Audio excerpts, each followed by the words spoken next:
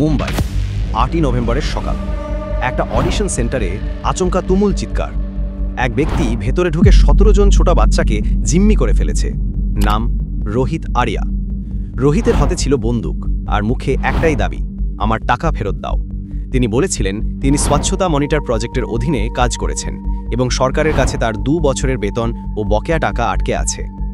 রোহিতের দাবি, তিনি ওই প্রজেক্টে স্কুলে স্কুলে গিয়ে পরিচ্ছন্নতা বর্জ্য ব্যবস্থাপনা নিয়ে কাজ করেছেন, কিন্তু মজুরি মেলেনি।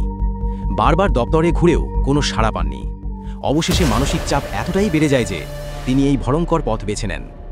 পুলিশ ঘন্টার পর ঘন্টা চেষ্টা করেছিল বাচ্চাদের নিরাপদে বের করে আনতে। রোহিতও মাঝে মাঝে চিৎকার করে নিজের অন্যায়ের বিরুদ্ধে কথা বলছিলেন।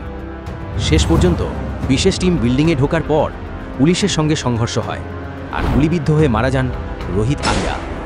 তবে এখানেই শেষ নয়। সরকার জানায় রোহিত কখনোই তাদের অফিসিয়াল কর্মী ছিলেন না, তার কাছে কোনো প্রমাণপত্রই ছিল না।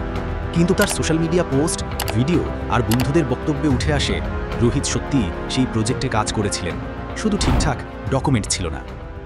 তাহলে প্রশ্ন একটাই, রোহিত কি সত্যিই প্রতারিত এক সাধারণ মানুষ ছিলেন যিনি অন্যায়ের বিরুদ্ধে লড়াই করতে গিয়ে নিজের জীবন হারালেন, নাকি তিনি এক বিপজ্জনক ভিলেন যিনি ক্ষোভে নিরপরাধ শিশুদের বিপদে ফেলেছিলেন? এই কেসের আসল সত্যটা হয়তো সময় বলবে। আপনার মতে রোহিত আরিয়া ভিকটিম না ভিলেন? কমেন্টে জানাতে ভুলবেন না।